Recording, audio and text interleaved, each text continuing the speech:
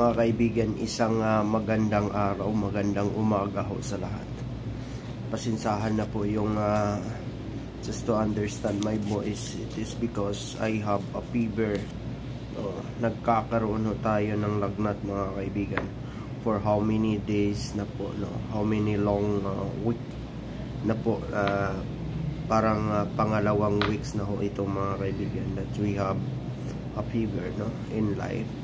But kagabi ho, we don't have enough or just to not to understand our life. It is because it's so hot, no? Kahit may aircon dito, ang init-init pa rin, no, mga kaibigan. Just to thanks the Lord, just to thanks the God above all the things that we have on this universe, mga kaibigan. Kahit papaano may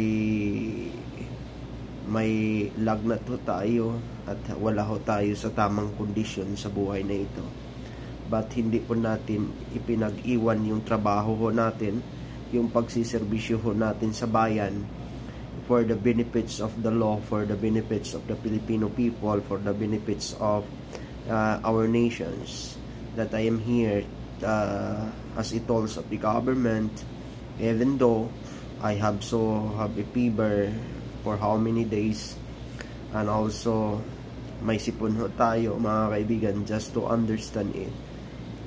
I'll continue to work with us to rendering duty as a mandate of our, as a appointed by the law, to serve the people, to serve the nations, and the law of the country and the people and the community, to making a peaceful, as a driver of these stations, because I am a radio operator. But try to understand life. It is because sometimes hindi po natin maiintindihan ang buhay. It is because just to understand many things sa buhay ho natin, kasi every now and then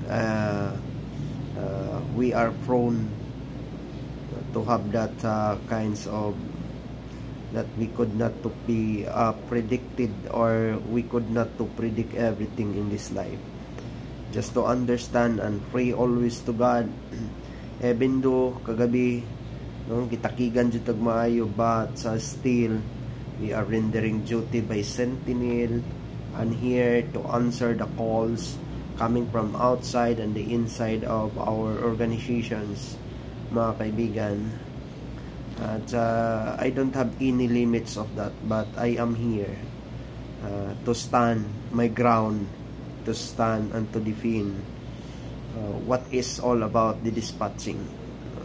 That is the duties, rendering duties as a radio operator of the stations, no, mga kaibigan. That's my duty as a soul of the moving forward in the driver of the stations. So we have to render duties as a mandate by the law. It is because that is the most very important.